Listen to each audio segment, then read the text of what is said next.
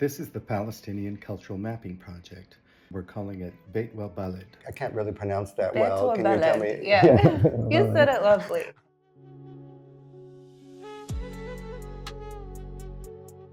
I've been making maps for the museum for years, and it's exciting to integrate with WAFA's research and work to take the objects and the history and to take a map and use that as the theme that pulls it together and draws people in. In this particular role that's focused on research, there's funding and time for me to spend more on each object and really make them accessible to the public. So one of those, or two of those objects, were iron keys. And these iron keys are also known as the right of return key for Palestinians. These are not only significant because they are keys to our homes before 1948, but they also represent symbolically our right of return to Palestine.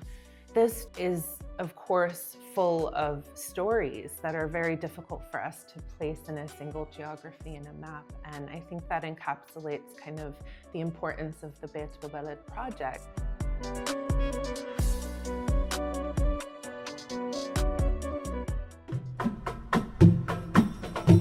This is an Armenian glass vessel that was produced in historic Palestine. It was actually made in Jerusalem between the time of 1948 and 1967.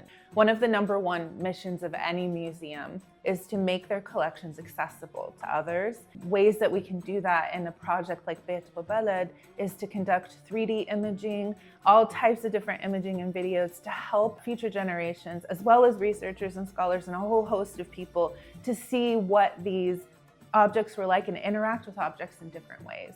I think museums are still dabbling in the idea of 3D imaging.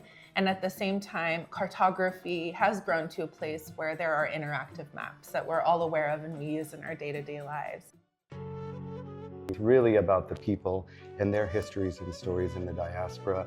And it's a very complicated geography.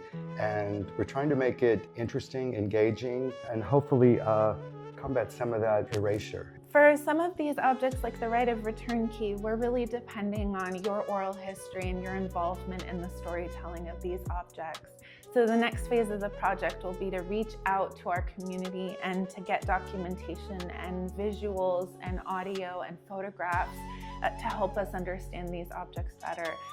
Stay tuned.